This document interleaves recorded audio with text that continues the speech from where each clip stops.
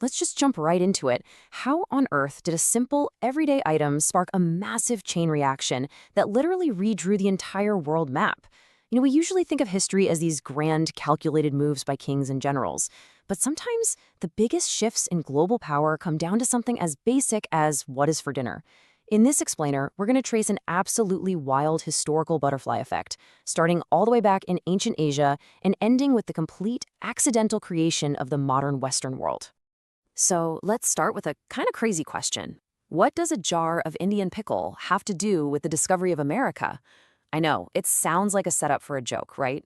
But the answer actually shows us how a localized survival problem happening thousands of miles away escalated into the accidental founding of a global superpower. To really wrap our heads around this, we gotta travel back hundreds of years and look at bare-bones human survival during the absolute worst months of the year. To get this, we have to look at a massive geographical contrast. Picture ancient Europe. The winters there were absolutely freezing. Nothing is growing.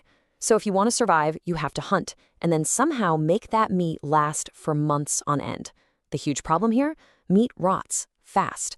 But over on the exact opposite side of the world, you had tropical India, an environment just packed with abundant, potent spices. And as it turns out, tropical India provided the absolute ultimate solution to freezing Europe's massive survival problem. Because back then, spices weren't just about making your food taste good. They were literally a matter of life and death. Through a process called spice preservation, people could lock in the nutritional value, the taste, and most crucially, the shelf life of their food for incredibly long periods. It's the exact same science behind traditional Indian achar or pickle.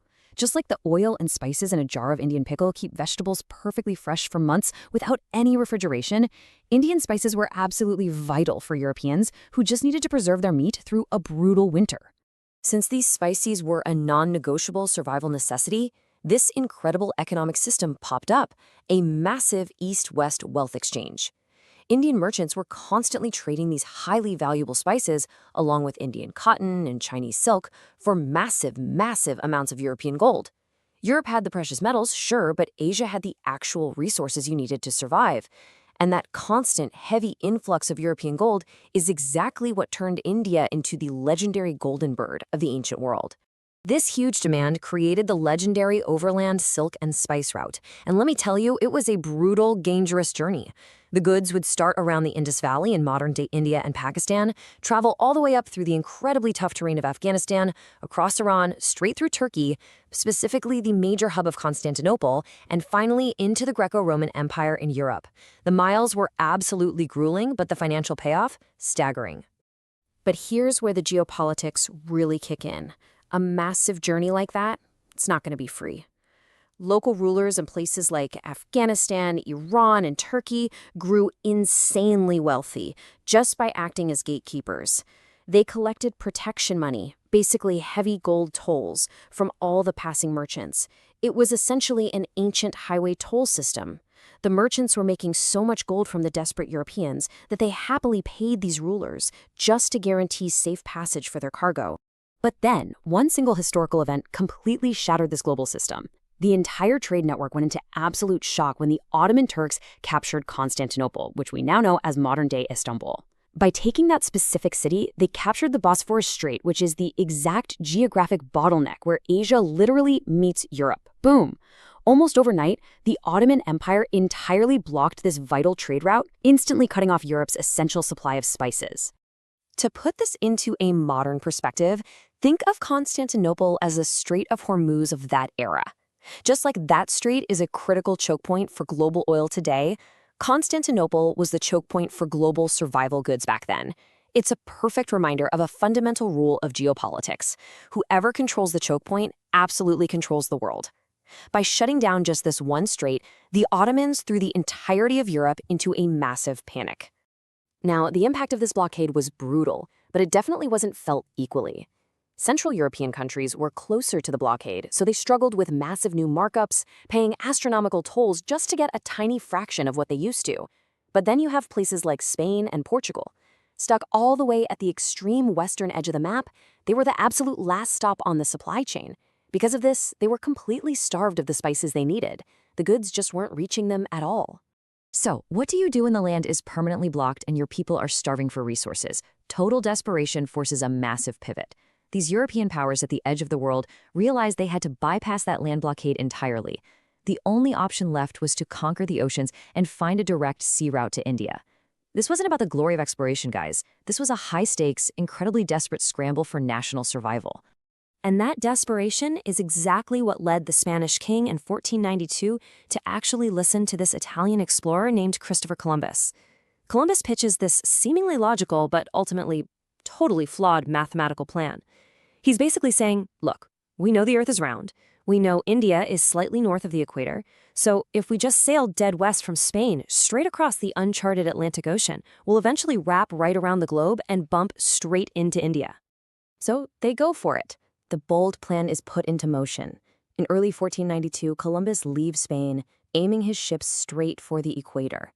For months, he sails across the vast, terrifying, and completely uncharted Atlantic Ocean.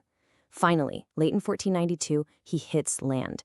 He steps off his ship onto these unknown tropical islands. But here's the crazy part. Columbus was completely unaware that a massive, totally uncharted continent, the Americas, was physically blocking his path to Asia. And this is where history plays a massive trick on him. When Columbus lands in what we now know is the Caribbean, the environment perfectly validated his bad math. The hot, tropical climate exactly matched all the descriptions of India he had read about back home. Plus, the native population had reddish skin tones, which completely aligned with his expectations of what the people of the East were supposed to look like. He was entirely tricked into believing he had totally nailed the mission. This colossal geographic mistake left a permanent mark on our maps. It actually birthed the term West Indies. That is literally why we still use that name today for the Caribbean islands, simply because Columbus genuinely believed he had reached India by sailing west. He thought he was standing right on the outskirts of the Asian spice markets, completely oblivious to the fact that he had stumbled onto an entirely new hemisphere. He was so overly confident that he even mistakenly called the native population Indians. And man, that naming error was persistent. Native Americans became known as Red Indians in historical texts, which meant the actual region of India had to be specifically clarified. It got so confusing that years later, Britain actually had to name its massive trading corporation the East India Company just to prove to their investors that they were dealing with the real India in Asia, and not Columbus's accidental discovery. As we wrap up this explainer, it's honestly just mind-blowing to realize that the colonization of the Americas, the historical eras that followed, and the rise of modern Western superpowers were literally just side effects of a blocked spice route. Think about it.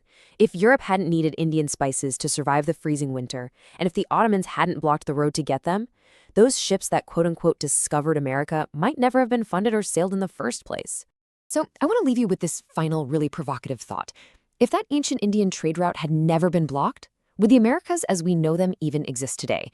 It really forces us to look at our modern maps and borders not as some inevitable destiny, but as the incredibly unpredictable result of people just trying to find a way to preserve their dinner. It just goes to show how deeply, deeply connected our global history truly is.